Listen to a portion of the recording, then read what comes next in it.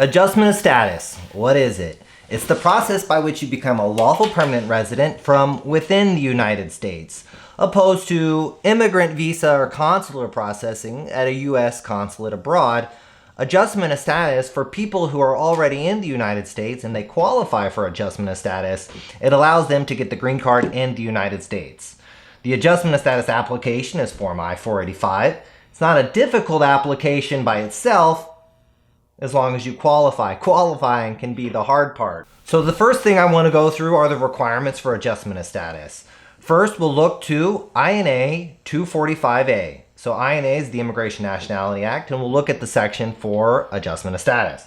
Here's the requirement. The status of, and here's the first requirement, an alien who was inspected and admitted or paroled. And so we talked about that in my last video, and I'll put a link here. So for people that came into the United States without inspection, so that's EWI, enter without inspection. So people who entered without inspection, they would not normally qualify for adjustment of status because they don't meet the very first requirement of adjustment of status, which is to be inspected and admitted or paroled. So inspected means you go through a checkpoint, either at a land border or at a airport, and a border officer sees you present documents, and then generally inspects you. Now, there are waive-through admissions, but typically it would be with a visa of some sort or a visa waiver program, and you'd be granted a period of stay. They'd stamp your passport. You'd be issued a 994, which are done electronically now. But that is the way a normal inspection would work. There's also parole. We talked about DACA advanced parole.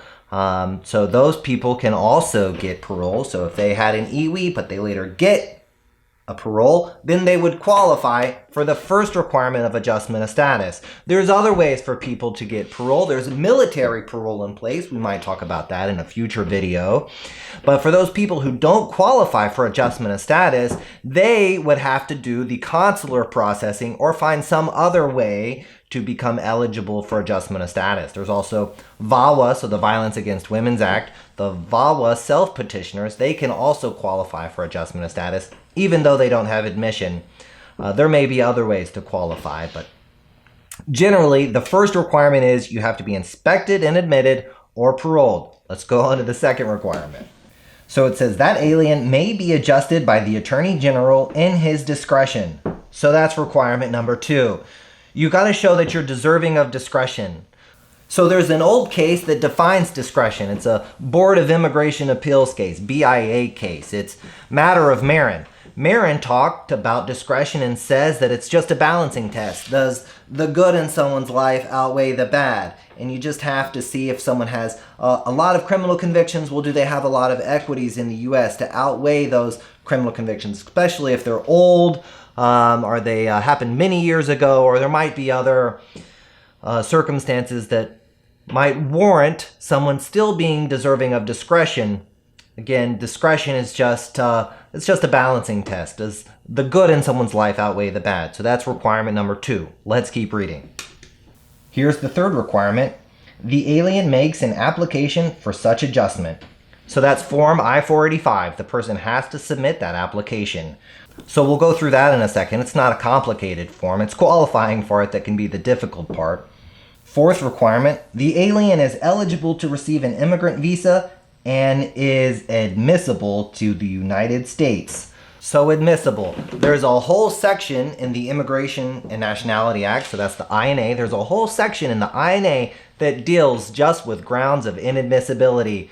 So someone with a criminal conviction or certain other issues really have to make sure that they're not inadmissible under any of those sections. So a person with a criminal conviction or any other ground of inadmissibility listed in INA 212 is the section, has to either argue that they're not subject to that ground of inadmissibility, or if a waiver is available, apply for a waiver.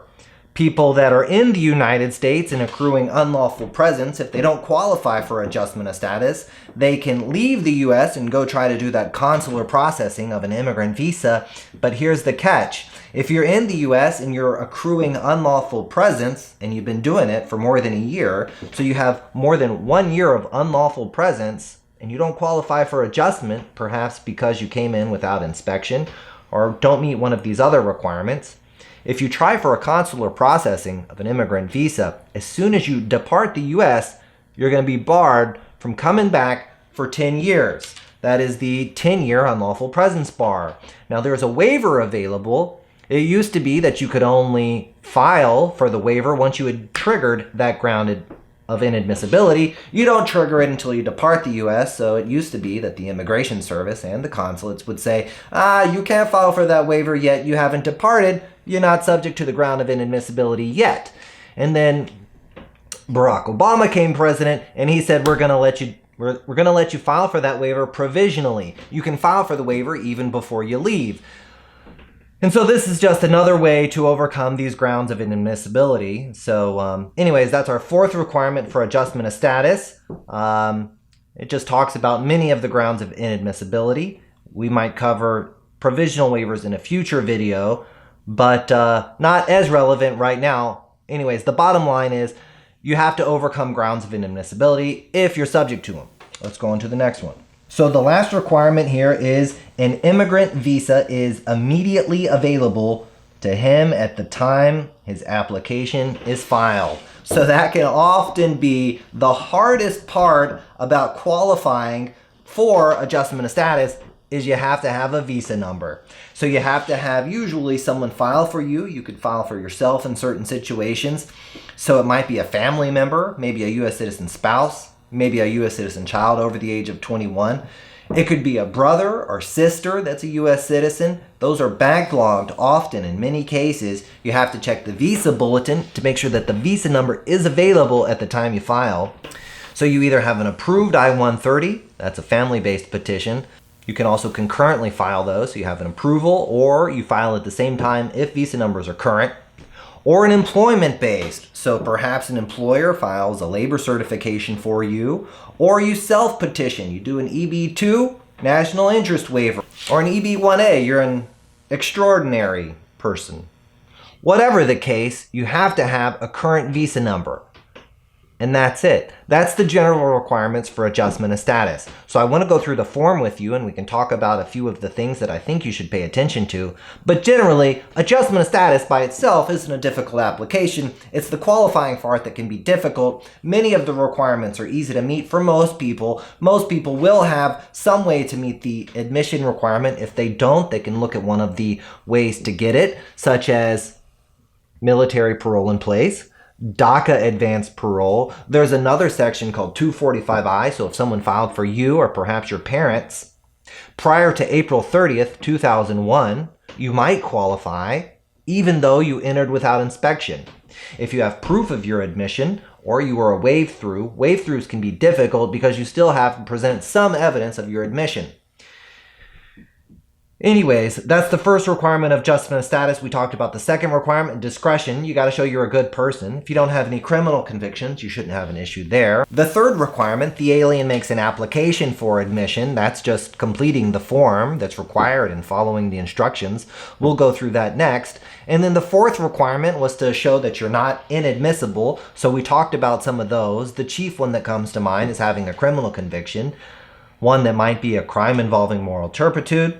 There are certain exceptions. There's the petty offense exception. There's also waivers available. So the bottom line is that you have to make sure that you're not subject to any of those grounds of inadmissibility under INA 212, or you have to qualify for a waiver. The last requirement is probably going to be the most difficult. You have to have a visa number available. So you got to have someone file for you. Or you can self-petition, but those can often be difficult. Let's look at the form. So go to the USCIS website, look for that .gov, and it's the I-485 is the name of the form. So we're just going to scroll down. Under where it says Forms and Document Download, there is the form I-485, so make sure you complete that application. There's also the instructions for the Form I-485, so make sure to read those thoroughly. Make sure you're using the current edition of the form. If you downloaded a previous version of the form, make sure you check the website and see if it's still accepted. Right now, they're only accepting these two versions. Make sure you file it in the correct place. Make sure you do the filing fee correctly. If you're between the ages of 14 and 78, it's $1,225. It is a pricey form. Let's go through the checklist. 2 passport-style photographs. Go to Walgreens and get them. They've got them. Government-issued identity documents such as a driver's license or passport. You got to have your birth certificate. We've talked about this, so we know about it. You've got to show that you were inspected and admitted or paroled, unless you meet one of the exceptions, such as military parole in place or DACA advanced parole.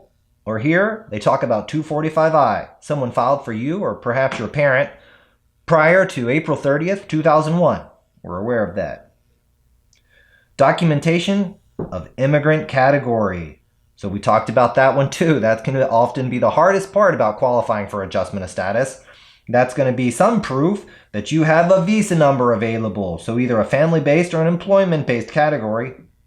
You've got to submit an affidavit of support, so that just means that someone will be financially responsible for you. Now that primarily applies to the family-based categories, and we know where this next one is going. If you have any police and court records, you got to submit those too.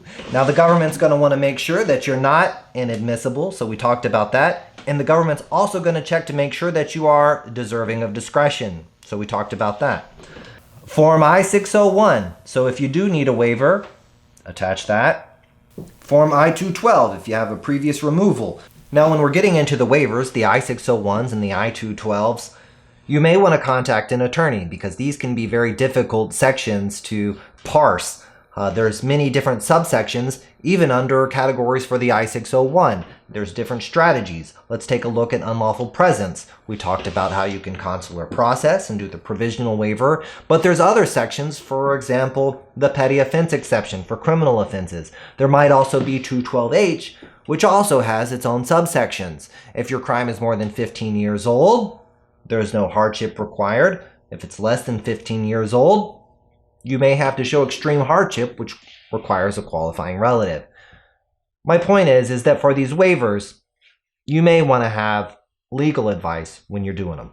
Let's scroll on down. Checklist for family preference immigrants. So not immediate relatives, not the spouse of a U.S. citizen, not the parent of a U.S. citizen for a child that's over the age of 21. So the family preferences.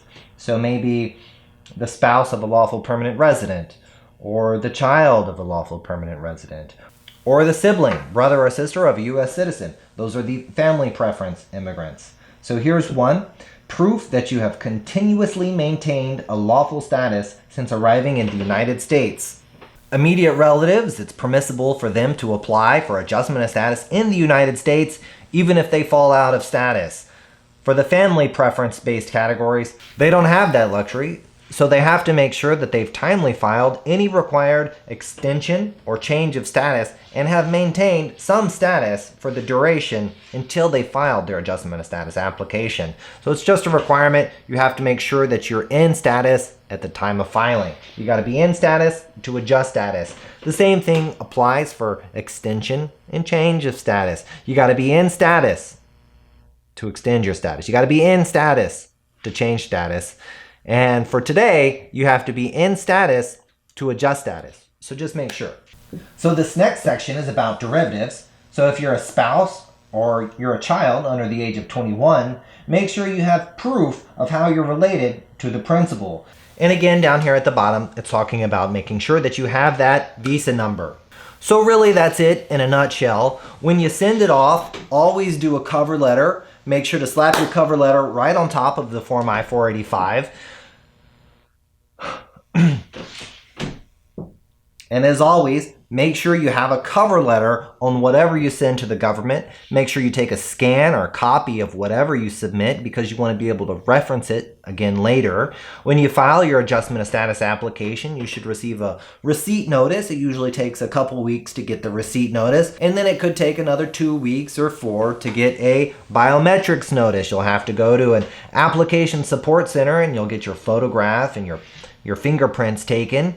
And then about probably a year or maybe just over a year after filing, you may receive an interview notice for your adjustment of status application. We may have a video in the future about what happens in those interviews. But that's adjustment of status in a nutshell. It's the process of getting the green card in the United States. Thanks for watching. Hit like and subscribe.